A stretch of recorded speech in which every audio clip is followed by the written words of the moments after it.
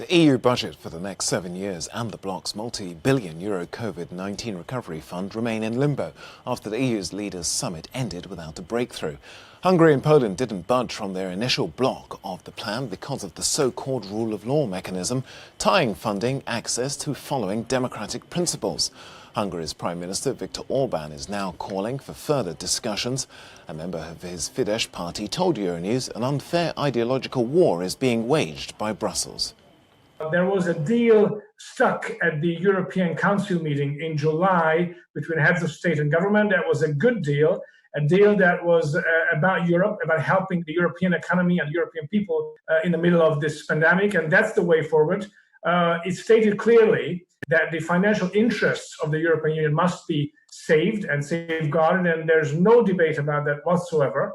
But when we talk about the rule of law, which is not clearly defined, and it's an ideological sort of subjective matter that one side of the arena has been misusing, then that must not be linked to any functioning of the EU. But Hungarian opposition politicians have stressed that the majority of the country doesn't agree with the government's position.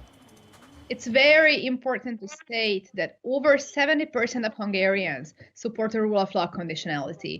Hungarian businesses, Hungarian municipalities need the money from the recovery fund from the next year's multi-annual budget. And the opposition trying to send a message to the world that Mr. Orbán does not equal Hungary, that there is indeed a significant demand for the conditionality mechanism, and also that we don't want to block the MFF as Hungarians.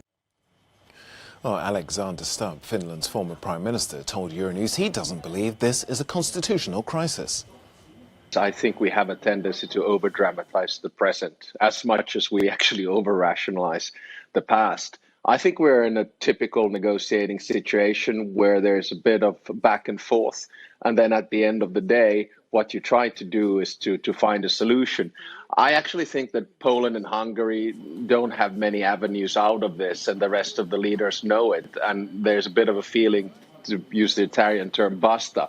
This is enough. They need the money. They're going to have to adopt the rule of law mechanism, but they want to come out of it saying to their own public, look, we won in the negotiations. If you look at the current wording, I don't think there's going to be much compromise there. I mean, usually what happens in these situations is that there's some sort of a declaration about, sovereignty and culture and things like that. But I think the mechanism is going to stand. And the interesting thing is that quite often in MFF, or financial budgetary negotiations, there's very much a sort of an opposition between the European Parliament and then the Council. Now I think 25 leaders can very well use the leverage that the European Parliament gives in this negotiating position. The trialogue that took place between the European Parliament, the Commission and the Council was a very tough one, and that simply is not going to change.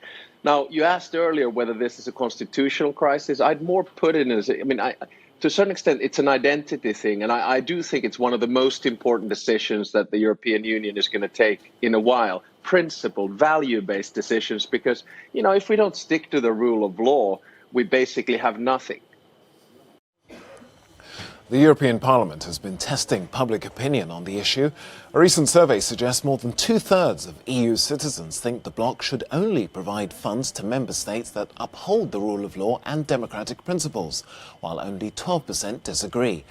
Meanwhile, an absolute majority said the EU budget should be increased to fight the coronavirus pandemic, but support for tough COVID-19 restrictions appears to be falling. Nearly half of all people surveyed said the damage they do to the economy is greater than the health benefits.